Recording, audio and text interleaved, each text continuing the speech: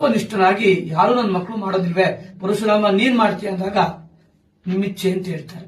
ಆಗ್ಲಿ ತಗೋ, ಈ ಕೊಡ್ಲಿಯನ್ನು ತೆಗೆದುಕೋ, ಜಮದ ರೇಣುಕ ಎಲ್ಲವನನ್ನ ಶಿರಶ್ಛೇದನ ಮಾಡುವಂತ ಪರಶುರಾಮರು ನಾರಾಯಣನ ಅವತಾರ ಆ ಕೊಡ್ಲಿಯಿಂದ ತಾಯಿಯನ್ನ ಶಿರಶ್ಛೇದನ ಮಾಡ್ತಾರೆ. ಮತ್ತೆ ಏನ್ ಬೇಕು ವರ ಕೇಳುವಂದಾಗ ಪುನಃ ನನ್ನ ತಾಯಿಯನ್ನ ಬದುಕಿಸಿಕೊಡುವವರಿಗೆ ಕಮಂಡಲದ ತೀರ್ಥವನ್ನ ಪ್ರೋಕ್ಷಣೆ ಮಾಡಿದಾಗ ಪುನಃ ಕತ್ತು ಮತ್ತು ದೇಹ ಒಂದಾಗುತ್ತೆ. ತಾಯಿ ರೇಣುಕ ಎಲ್ಲಮ್ಮ ಮತ್ತೆ ಜೀವಂತವಾಗ್ತಾಳೆ. ಆದ್ರೂ ಕೂಡ ತಾಯಿಯನ್ನ ನಾನು ಶಿರಶ್ಛೇದನ ಮಾಡಿದ್ನಲ್ಲ, ಅದಕ್ಕೆ ಪಾಪ ಪ್ರಾಯಶ್ಚಿತ್ತ ಮಾಡ್ಕೋಬೇಕು ಅಂತ ಇಡೀ ಭೂಮಂಡಲವನ್ನು ಸುತ್ತ ಎಲ್ಲಾದ್ರೂ ಒಂದು ಕ್ಷೇತ್ರಕ್ಕೆ ಬಂದಾಗ ಅಲ್ಲಿ ವಿಷ್ಣುವನ್ನು ಸ್ಥಾಪನೆ ಮಾಡಬೇಕು, ನಾರಾಯಣನ ಸ್ಥಾಪನೆ ಮಾಡಬೇಕು ಅಂತೇಳಿ ಸಂಕಲ್ಪ ಮಾಡ್ಕೊಳ್ತಾರೆ. ಈ ಸಾಲಾದ್ರಿ ಕ್ಷೇತ್ರಕ್ಕೆ ಬಂದಾಗ ಅವ್ರ ಮನಸ್ಸಿಗೆ ತುಂಬಾ ಶಾಂತಿ ಸಿಗುತ್ತೆ, ತುಂಬಾ ಪ್ರಸನ್ನತೆ ಸಿಗುತ್ತೆ.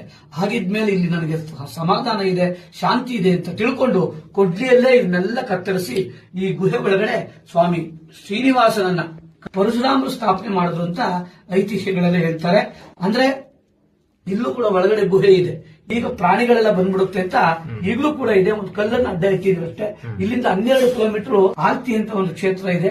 ಅಲ್ಲಿ ಮಲ್ಲಿಕಾರ್ಜುನ ಸ್ವಾಮಿನ ಸ್ಥಾಪನೆ ಮಾಡಿ ಇಲ್ಲಿ ಅಂದಿನಿಂದನೂ ಕೂಡ ಪಂಚರಾತ್ರ ಆಗಮ ಶಾಸ್ತ್ರವಾಗಿ ಪೂಜಾ ಪುನಸ್ಕಾರಗಳು ಮಾಡ್ಕೊಂಡ್ ಬರ್ತಿದ್ದಾರೆ. ಬಹುಶಃ 300-400 ವರ್ಷಗಳಿಂದಲೂ ಕೂಡ ಇಲ್ಲಿ ಬ್ರಹ್ಮರಥೋತ್ಸವ ಆಗ್ತಿದೆ. ಈ ಬ್ರಹ್ಮರಥೋತ್ಸವದಲ್ಲಿ ಸಾವಿರಾರು ಜನ ಭಕ್ತರು ಬಂದು ಸೇರ್ತಾರೆ. ಮಕ್ಕಳಾಗಿಲ್ಲ ಅಂದವ್ರಿಗೆ ಮಕ್ಕಳಾಗಿದೆ, ಕಲ್ಯಾಣವಾಗಿಲ್ಲ ಅಂದ್ರೆ ನಿನ್ನೆ ಕಲ್ಯಾಣೋತ್ಸವ ಆಯಿತು. ಅಕ್ಷತೆನ ಶಿರಸ್ಸಿನ ಧಾರಣೆ ಮಾಡಿಕೊಂಡು 1 ವರ್ಷದಲ್ಲೇ ಮದುವೆ ಮಾಡ್ಕೊಂಡು ದಂಪತಿಗಳು ಬಂದು ಸ್ವಾಮಿ ನಮಸ್ಕಾರ ಮಾಡ್ಕೊಂಡು ಹೋಗ್ತಾರೆ. ಇಲ್ಲಿ ಶ್ರೀನಿವಾಸ ನೆಲೆಯಾಗಿದ್ದಾನೆ, ಪಕ್ಕದಲ್ಲೇ ಪದ್ಮಾವತಿ ತಾಯಿಯರು ಗವಿಯಮ್ಮ ಅಂತೇಳಿ ಇದಕ್ಕಿಂತ ಪುಟ್ಟ ಗವಿ ಪಕ್ಕದಲ್ಲೇ ಇದೆ.